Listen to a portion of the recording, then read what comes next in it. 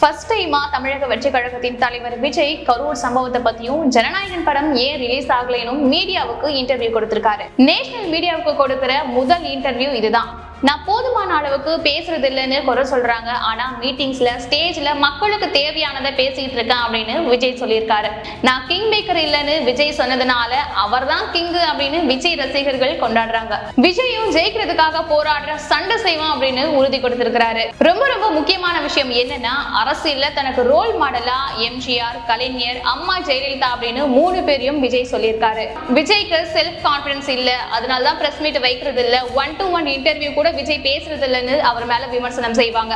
அதுக்கு அப்படியெல்லாம் ஒண்ணும் இல்ல, இந்த பேட்டியில கூட நிதானமா தெளிவா எல்லாத்துக்கும் பதில் சொல்லியிருக்கான்னு பதிலடி கொடுத்திருக்காரு. சினிமாவை விட்டுட்டு அரசியலுக்கு வந்ததுல வருத்தமும் இல்ல, குழப்பமும் இல்லைன்னு விஜய் சொல்லியிருக்காரு. முழு மனசோட அரசியலுக்கு வந்தேன், ஜெயிக்கிற வரைக்கும் ஓய மாட்டேன் அப்படின்னு உறுதியா சொல்லியிருக்காரு விஜய். முக்கியமா அரசியலுக்கு வந்ததுனால ஜனநாயகன் படத்துக்கு பிரச்சனை வரும்னு எனக்கு முன்னாடியே தெரியும், ஆனா தயாரிப்பாளருக்கு பாதிப்பு ஏற்பட்டிருக்கு, அதுதான் வருத்தமான விஷயம்.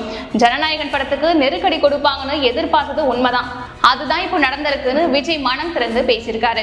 கரூர் சம்பவத்தை பத்தி கேட்கும் போது விஜய் கண் கலங்கி கொஞ்ச நேரம் அமைதியா இருந்து அதுக்கப்புறமா வாழ்க்கையில மிக மோசமானது கரூர் சம்பவம், அந்த சம்பவம் எப்படி நடந்துச்சுன்னு புரிஞ்சுக்கவே ரொம்ப நேரமானது, மனசுல ஓடிக்கிட்டே இருக்கு, என்ன துரத்திக்கிட்டே இருக்கு அப்படின்னு விஜய் ரொம்ப கவலையோடு தன்னோட உணர்வுகளை ஓப்பனா எடுத்து சொல்லியிருக்காரு.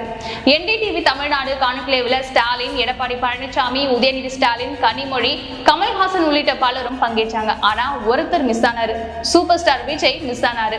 அவரை பார்த்து வீட்டுல பேட்டி எடுத்தது சர்ப்ரைஸா இருந்தது அப்படின்னு NDTV எடிட்டரும் ரிப்போர்ட்டர்ஸும் சொல்லியிருக்காங்க. உலகத்திலேயே ஆஃப் கேமரால பேட்டி கொடுத்த ஒரே தலைவன் நம்மாலதான், அதுலயும் புரட்சி பண்ணியிருக்காரு. முதல்வர், எதிர்கட்சி தலைவர் எல்லாரும் நேர்ல வந்து மக்களோட ஆளுமைகள் முன்னாடி உட்கார்ந்து பேட்டி கொடுத்தாங்க. ஆனா அவர் அதுலயும் வராம டீமை வீட்டுக்கு வர வச்சு ஆஃப் கேமரால பேட்டி கொடுத்திருக்காரு. பொதுவா ஒர்க் ஃப்ரம் ஹோம்ல ஊழியர்கள் ஆஃப் கேமரா முன்னாடி அமர்ந்து குரல் மட்டுமே கொடுப்பாங்க, அது மாதிரி இதுல கூடவா ஒர்க் ஃப்ரம் ஹோம்? படு காமெடி தலைவரா இருக்காரு விஜய் அப்படின்னு சோசியல் மீடியாவில் ட்ரோல் பண்ணிட்டு இருக்காங்க.